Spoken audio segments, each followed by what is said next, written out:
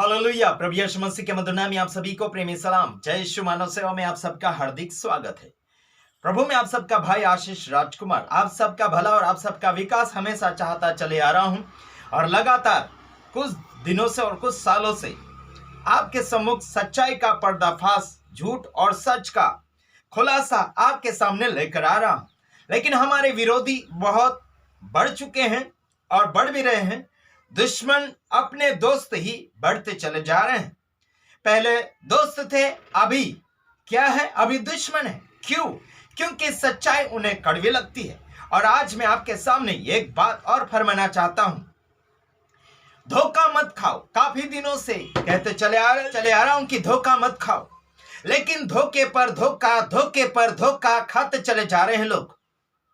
और धोखा कौन दे रहे हैं? सेवक, सेविका, पास्टर, रेवरेंड, बिशप, और विशेष करके धोखा क्रिसमस के अंदर खाते चले जा रहे हैं। और धोखा देने का कारण कौन बन रहे हैं? सेवक, सेविका। धोखा देने का कारण कौन बन रहे हैं? सेवक, सेविका। आज क्रिसमस का त्योहार तैयार कर रहे हैं लोग और 1 तारीख से लग जा रहे हैं। क्रिसमस का त्योहार में लगे हुए हैं। फूलहार गले में डालते चले जा रहे हैं। यीशु मसीह का नकली फोटो, नकली चरणी बनाते चले जा रहे हैं और नकली क्रूस बनाते चले जा रहे हैं। रैली के ऊपर रैली निकालते चले जा रहे हैं। नया कपड़ा, नया मकान, नया सजावट, चर्च बिल्डिंग के ऊपर या घरों के ऊपर सजावटें बिल्कुल बढ़ती चली जा रही हैं और धोखे पर धोखा होता चला जा रहा है।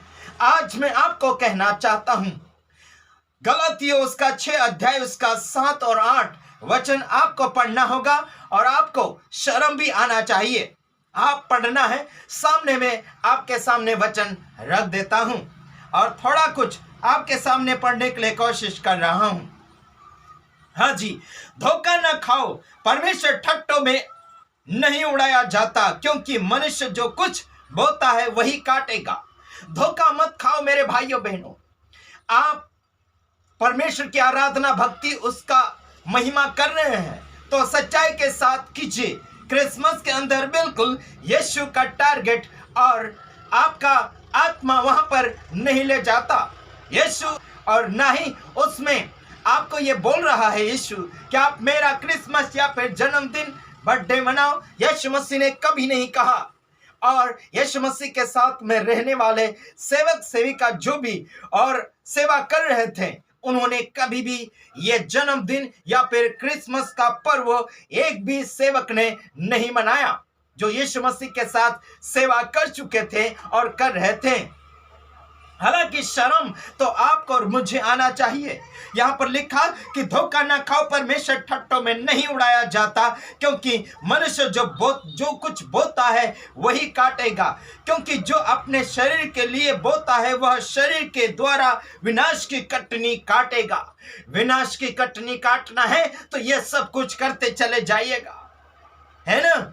कई लोगों ने कहा कि ये नहीं लिखा, वो नहीं लिखा।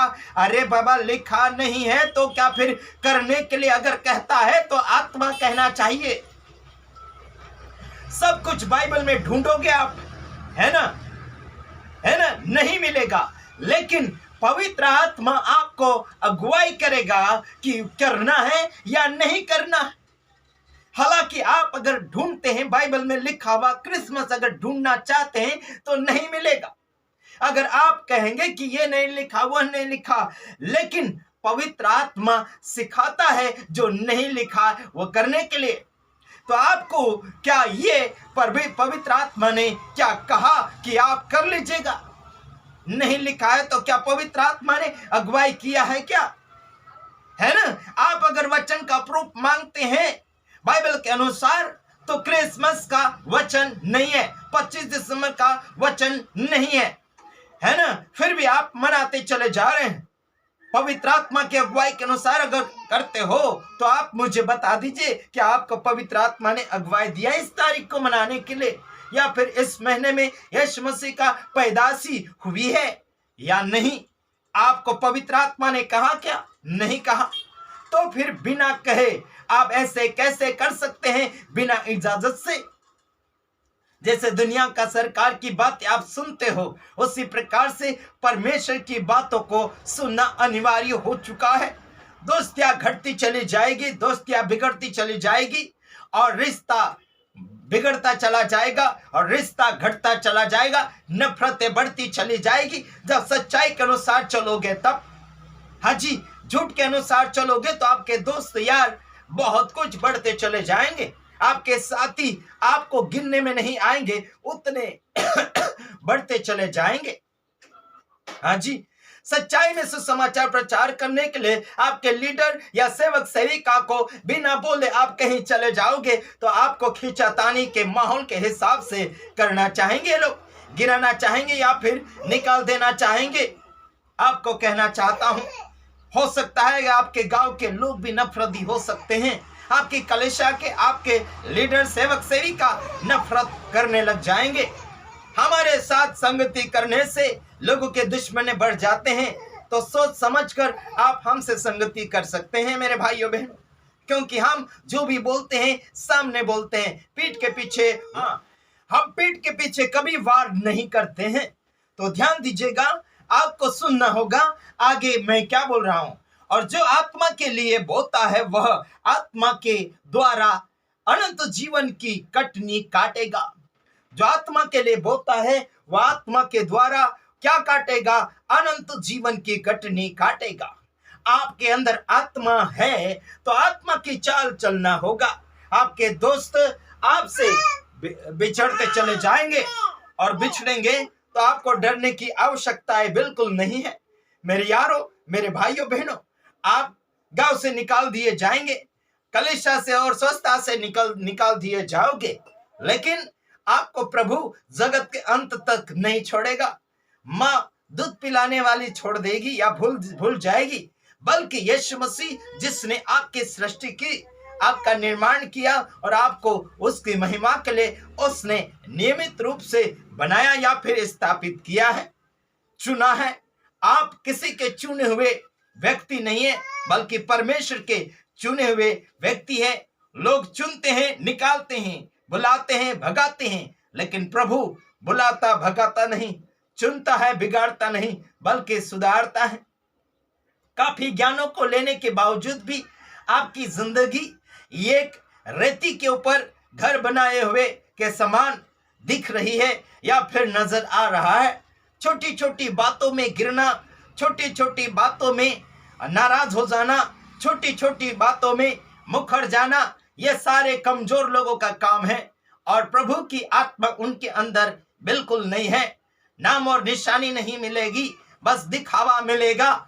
चुना पोती जैसी कब्रों के समान बन चुके हैं, जैसे कि दीवालों के ऊपर कलर मार दिया जाता है, बल्कि 1 साल पूरा होते होते उसका कलर निकलता नजर आता है। और आज संसार भर में वैसे ही नजर आ रहा है। आज मैं आपको कहना चाहता हूं, आप लगातार परमेश्वर के अनुग्रह में और सामर्थ्य में बढ़ने का हौसला और जोश बना सकते हैं। अपनी आत्मा की अगुवाई में चलिए, पवित्र आत्मा आपको हैंडलिंग करेगा। आपका लीडर हताश हो सकता है, वो सो सकता है, वो सो जाएगा, पाप की निंद्रा में चला जाएगा, गुस्से की निंद्रा में चला जाएगा, नफरती बातों में भर जाएगा। आपके फोन यानी कि मोबाइल नंबर ब्लैक लिस्ट में डाल दिए जाएंगे, आपसे नफरत करने लग जाएंगे। बल्कि परमेश्वर की आत्मा अगर उनमें ऐसी होती तो बिल्कुल ऐसा नहीं करते। परमेश्वर का अनुग्रह आपके जीवन में होना चाहिए। उसका वचन कहता है कि तुम पापियों से प्रेम करो, बल्कि पाप से नहीं। बल्कि आज संसार भर में कोई अगर गंदगी से भरा या फिर उनकी बातें कोई इधर उधर से सुने आ चुकी है तो उनसे नफरत करने की भावनाएं बढ़ा देते हैं।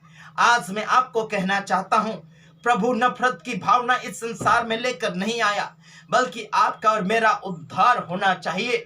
लोगों के लिए आनंद का सुसमाचार स्वर्ग से स्वर्गदूत के द्वारा मरियम के पास पहुंचा और वो सबके लिए होगा आनंद का सुसमाचार। एक के लिए नहीं, सीमित रूप से नहीं, खुद के परिवार के लिए ही नहीं, बल्कि सामूहिक रीति से ये आनंद का सुसमाचार प्रभु का अनुग्रह है मेरे भाइयों बहनों।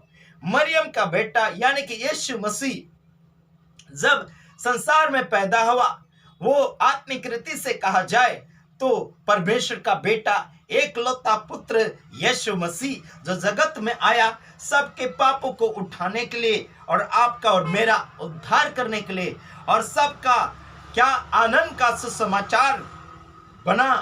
हालेलुया। मेरे भाइयों बहनों, आनंद का सुसमाचार प्रभु से उत्पन्न होता है और प्रभु से आनंद शुरुआत होता है। नफरत और ईर्ष्या, झगड़ा और पाप, ये सब शैतानिक जुनूनों से बढ़ता है। मेरे भाइयों और बहनों, त्योहार बनाना ईश्वर का काम बिल्कुल नहीं है। त्योहारों में नाचना कूदना और ये सब कुछ, खाना पीना, अलग रीति से पार्टी मौज मस्ती है ना, चिकन बिरयानी मटन चिकन बहुत कुछ कर रहे हैं। तैयारियां लगातार बढ़ती चली जा रही है। मैं आपको कहना चाहता हूं